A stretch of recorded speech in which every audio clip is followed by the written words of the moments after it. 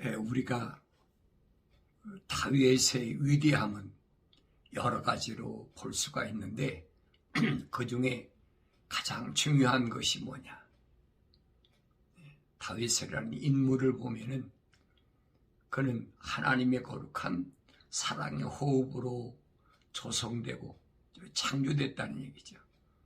그리고 기름 부음 받은 사무엘 선지자로부터 기름 부음 받은 하나님이 합당하다고 인정하시는 그런 사람이었는데, 그럼 다른 사람과 차이가 뭘까?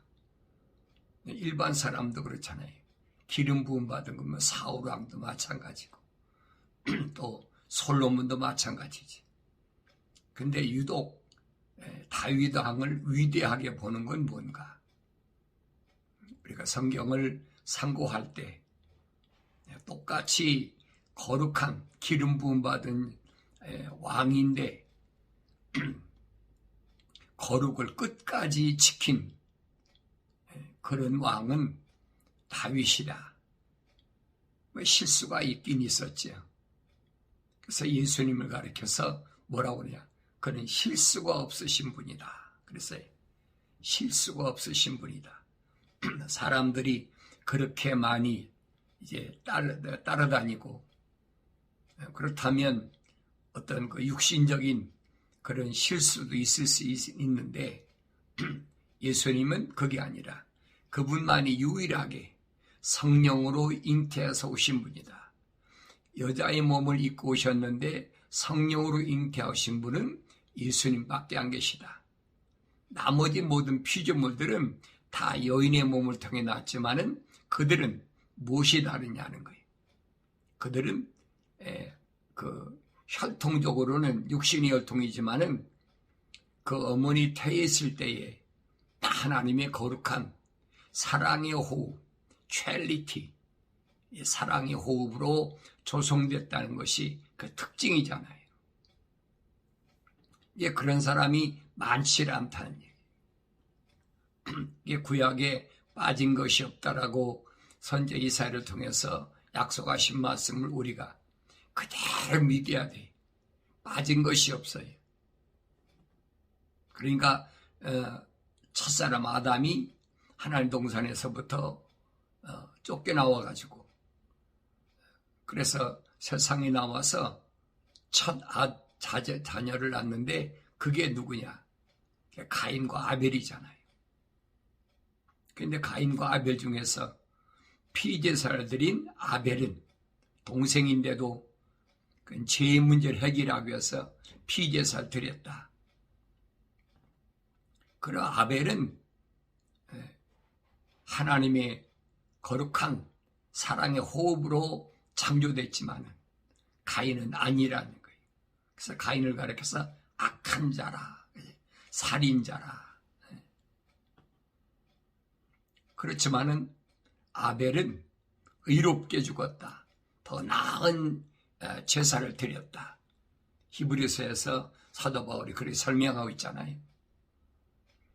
그런데 그 첫사람 아담부터 물로 세상을 심판할 때까지, 노아 때까지, 노아 때까지도 하나님과 동행한 사람이 누가 있느냐 이 말이에요.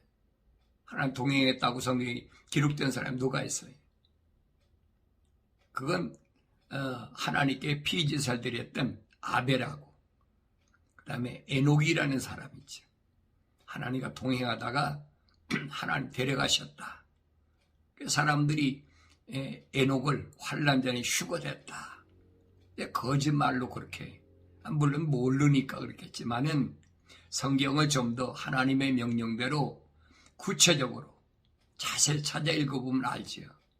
왜? 세상이 너무 악하기 때문에 하나님 데려가실 수밖에 없는 그런 에녹이었다. 다른 사람들은 뭐 800년, 900년, 에녹의 아들은 969년까지 살았는데 에녹은 365년밖에 못 살았잖아요. 왜? 세상이 너무 악하니까. 하나님은 악한 곳에 무한정 방치하시는 것이 아니라 그 사람이 견딜 수 있는 데까지만 하고 하나님 데려가시는 거예요. 그게 하나님 방법이에요. 그 후에 노아 때 보세요. 창세기 6장 9절에 보면 노아는 어떤 사람이냐? 노아는 의로운 사람이다. 하나님의 약속을 믿고 하나님의 명령에 전적으로 100% 순종한 사람. 그래서 노아는 완전하다 그랬어요. 완전한 성령으로 충만한 사람이. 그러니까 100년이 넘도록 방주를 치면서도 한 번도 마음이 안 변했어. 노아의 방주 짓던 때에 그 아들, 세 아들과 그 아내와 며느리 나중에 다 구원받았다라고 성경 기록하고 있잖아요. 그때 노아의 며느리가 셋이 있으니까 사돈도 있잖아요.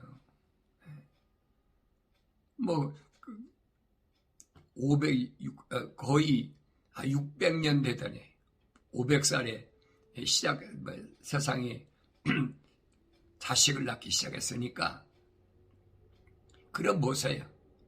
가게가 자기들만 있겠나? 그거 아니잖아요. 그런데 사람들은 말을 안 들어. 하나님께서 분명히 세상이 악하기 때문에 물로 세상을 심판하신다고 했다. 아무리 얘기 듣습니까? 안 듣잖아요. 그 들으면 그 이상한 거지요. 들으면 비정상이에요, 그게. 안 들어야 정상이지. 왜 하나님의 사랑의 호흡이 안 들어갔는데 하나님의 아버지의 말씀을 믿을 수가 있습니까? 안 믿죠. 그러니까 그때나 지금이나 똑같다고. 역사가 몇천 년 전 해도 그때나 지금이나 똑같아요. 하나님의 방법은 변할 수가 없는 거예요. 아마 그럴 것이다 라고 가정을 하고 거기다 살을 붙이고 또 편지도 위조하고 별짓도 하지만은 그게 안 되는 거예요. 공부를 해본 사람은 알지요. 하나님이 거룩히 얼마나 엄청난, 다시 말하면 그 공의 앞에서는 어떤 것도 용서가 안 돼. 그러니까 이런 부분을 알면 내가 하루 일과를 시작할 때 어떻게 시작하고 하루 일과를 맞출 때 어떻게 맞춰야 되나. 항상 머릿속에 이렇게 떠나지 않거든요.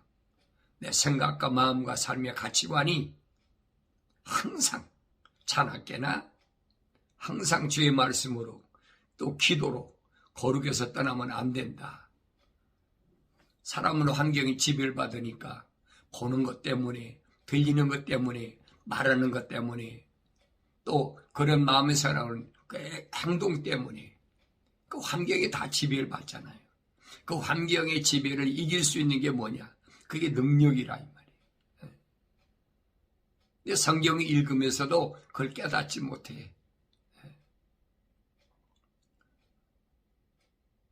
이게 노아 때서부터 또 아브라함 때까지 보세요. 누가 있나? 없잖아요, 사람들. 거의 구원받은 사람 없어. 하나님과 동행했다는 사람 없어요. 800~900년, 1000년 가까이 되는 없다고.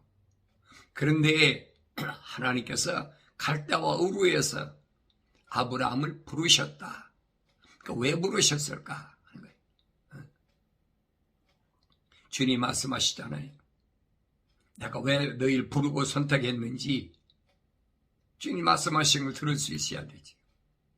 주님 말씀하시잖아요. 너희가 나를 선택한 것이 아니라 내가 너희를 선택했다. 주님이 나를 왜 선택하셨을까? 무엇 때문에? 주님이 선택한 건 성경에 보면 그러잖아요. 다윗이나 이사야 선지자나 또 사도 바울이나 한결같이 그 사람들은 뭘 얘기했냐? 어머니 태에 있을 때 하나님께서 나를 택정하셨다. 하나님 나를 귀하게 창조하셨다. 다 똑같은 얘기. 근데 그런 얘기는 그들이 신앙 고백한 것은 어디서 시작됐느냐 하는 거예요. 그건 반드시 하와에게 하나님께서 뱀하고의 관계를 저주하실 때 약속하신 거예요.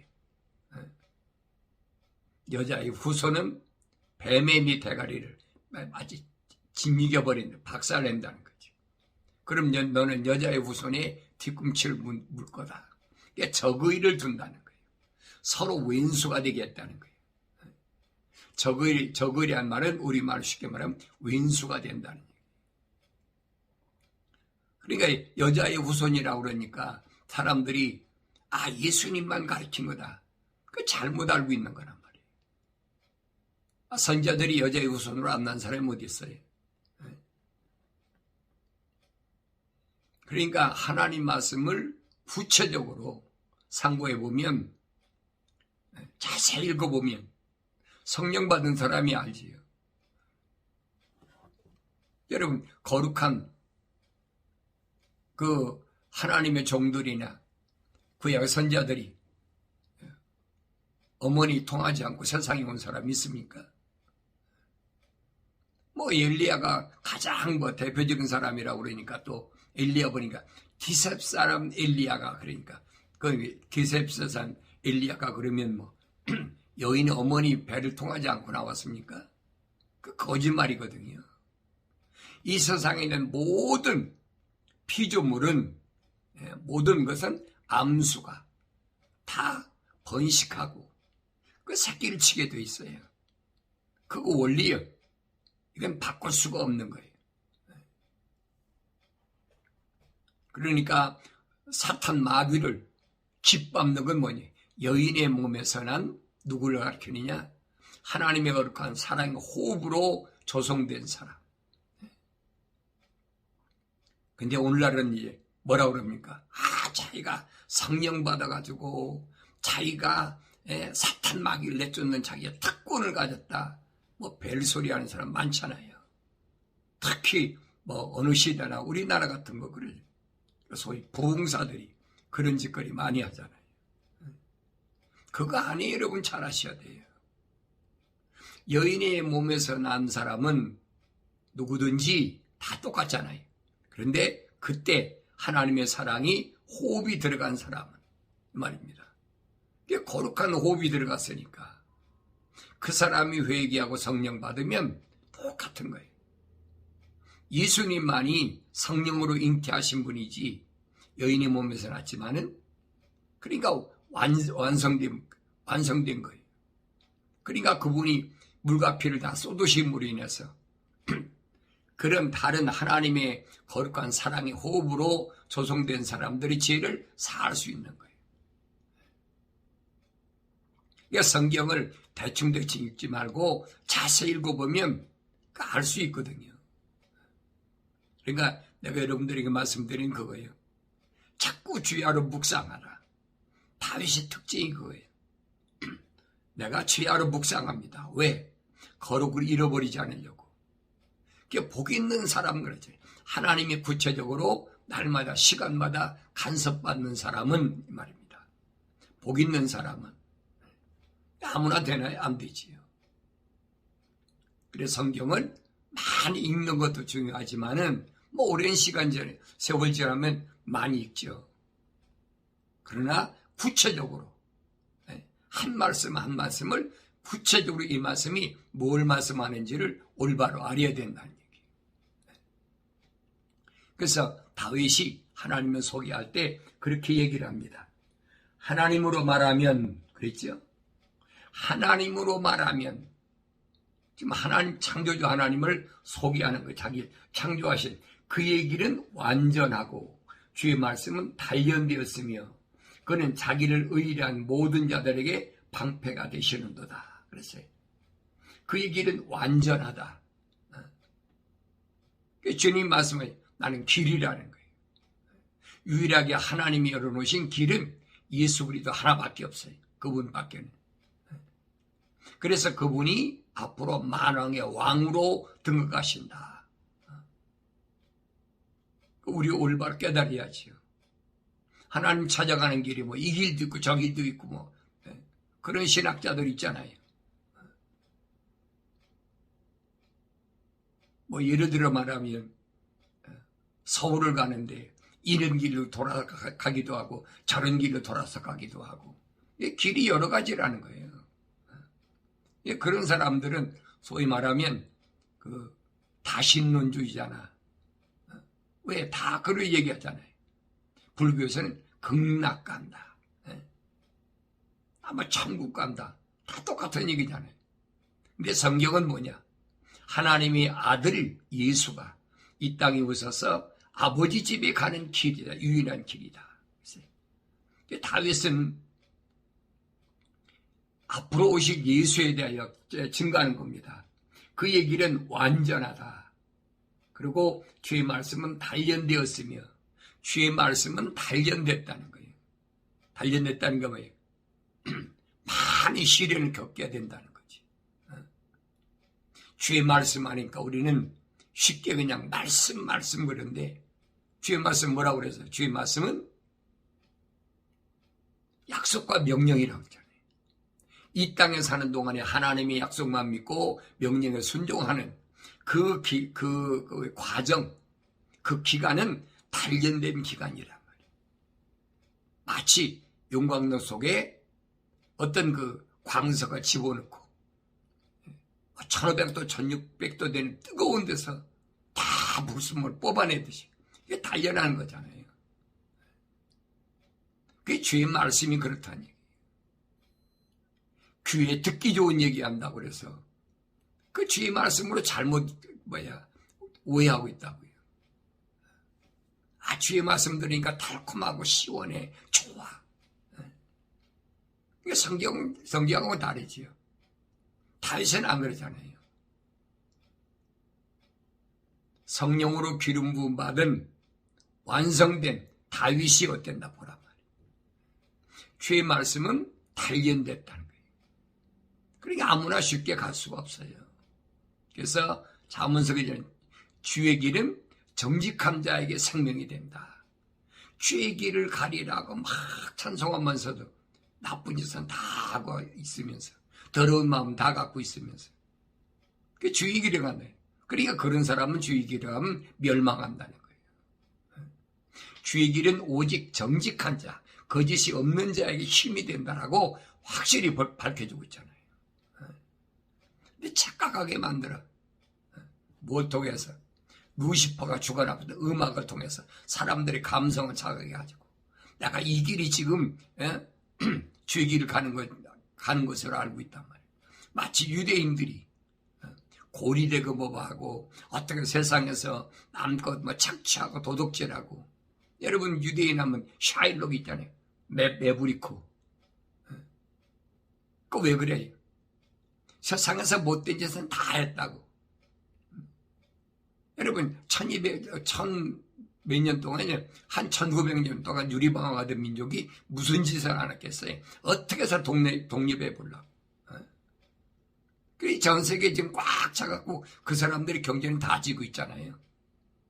유럽이나 미국이나 그 사람들 다 손아귀에 있지. 세계은행이 그 사람 손아귀에 있지 어디 있습니까? 그 사람들은 그러면서도 그렇게 못된 짓 하면서도 11조 꼭 드려야 된다. 안식일 지켜야 된다. 이러고 있다는 얘기예요. 이게 그런 걸 보면서도 역사적으로 공부를 했으면 그걸 깨달아야 되는데 하나님 말씀을 안 읽으니까 깨닫지 못하는 거예요. 주의 말씀대로 산다는 것이 얼마나 엄청난 단련된 일인가. 그 대표적인 게 다니엘이나 사드락과 메삭 아벳느고 그 대표적인 인물이잖아요. 그런데 이런 인물들을 갖다가 무슨 동화책이 나오는 무슨 그런 그 인물로 폄하시킨 거지요. 절대적인 것이 완성된 사람, 거룩에 완성된 사람의 모습인데 그걸 역사적으로 그냥 그렇게 폄하해버려요. 그건 아니란 얘기예요. 어느 시대는 누구든 하나님의 거룩은 공의 앞에서 검증돼야 된다는 거예요. 하나님의 공의 앞에 검증이 안 되면 그건 거짓말이지요. 그래 여러분 뵙타이즘이라는 침례가 뭐예요? 물속에 잠겨 죽는다는 거예요. 의미가 그겁니다. 지금 의식으로 또 세례 준다고 성부 성자 성령하고 또 세례를 대체하고 원래 뵙타이즘 침례란 말은 물속에 잠기고 죽는다는 얘기예요. 그게 하나님의 공의란 말이에요. 그걸 알아야 되지요. 그래서 침례 받았다고 해서 그 사람이 구원받는 건 아니에요. 베드로가 말하잖아요. 그 침례는 뭐냐? 물을 통해서 하나님이 향하는 바로 우리 마음을 따라가는 것이다. 침례의 뜻을 베드로가 설명해 주고 있잖아요. 왜 침례를 받아야 되나? 예수님이 2000년 전에 이 땅에 오셔서 하나님의 아들인데 여인의 몸에서 태어나셔가지고 그가 왜 침례를 30세 받으셔야 된다. 그 생각을 해야지, 묵상을 하고.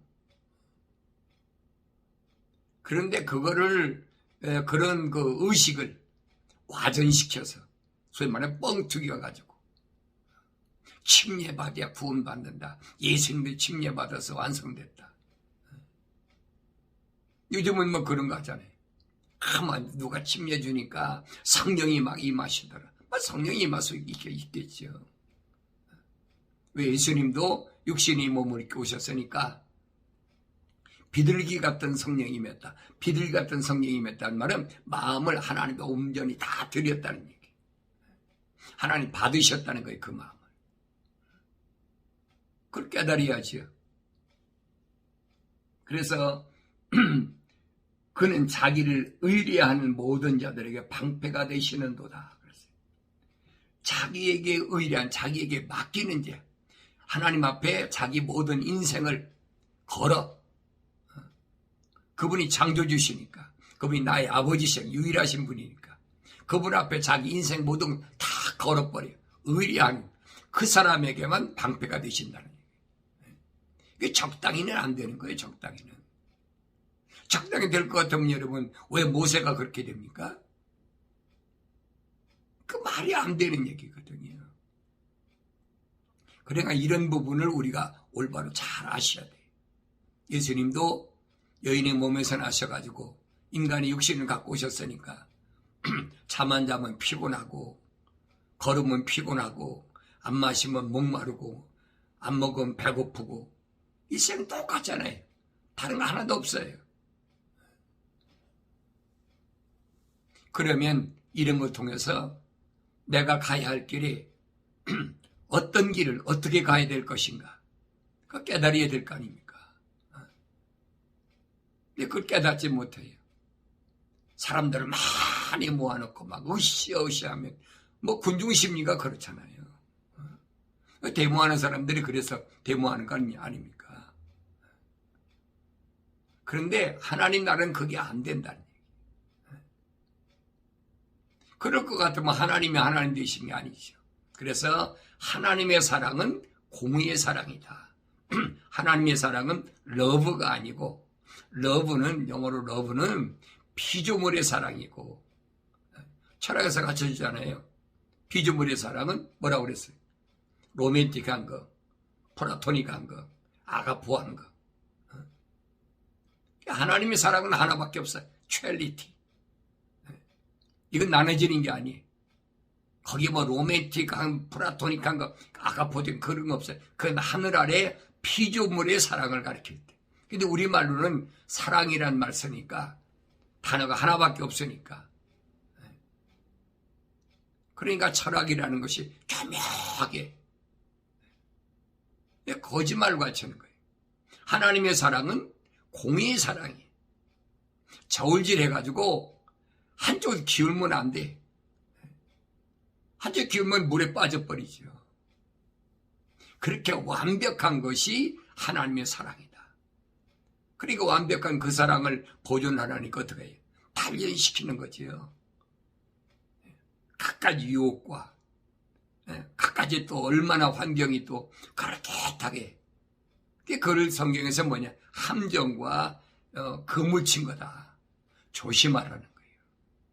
내 생각이 마음이 삶의 가치관이 언제든지 땅으로 떨어질 수가 있다는 거예요. 그러면 그 대가가 보세요. 다윗이라는 사람 하나로 보자고요. 다윗 실수 안 했습니까? 그렇게 완벽한 사람이 실수 안 했어요? 실수하잖아요. 왜 실수합니까? 부하게 되니까. 세상에서 권력, 소위 말하면 패권 국가의 수장이 되다 보니까 그렇게 될 수밖에 없는 거지. 이 다윗의 일생을 보면 두 번을 실수를 하잖아요. 한 번은 자기 신복적인 신하 우리아의 아내 바세바를 범하기 위해서 살인 교사한 거.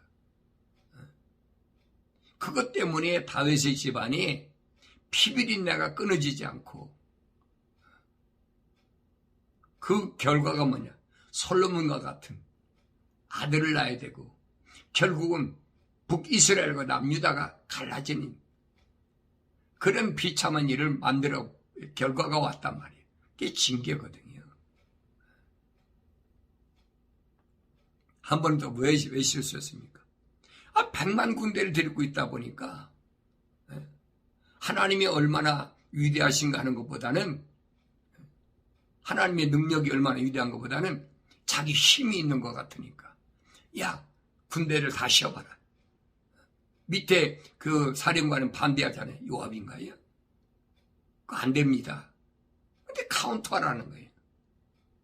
그렇게 장시간 100만이 넘는 사람 군대를 카운터하려니까 시간이 얼마나 걸려요.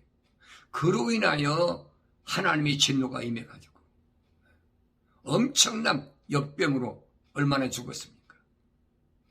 그러면서도 다윗은 뭐냐? 후회하잖아요. 내가 잘못했구나. 나 같은 것이 감히 하나님의 말씀을 거역하다니.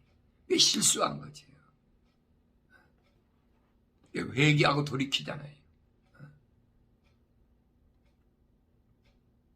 그 대가는 나와 내 집에 돌려달라. 이 백성에 돌리지 말고.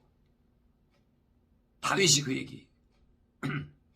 그러니까 우리가 성경을 읽을 때 내가 왜 이 사람이 위대하다고 그러냐. 이 땅에서 여러분 인간으로서 완전하게 오신 분은 예수 그리스도 한 분밖에 없어요. 왜? 그는 처음부터 여인의 몸에서 났지만은 인간의 씨로 온 것이 아니라 성령으로 잉태하셨다. 그렇잖아요.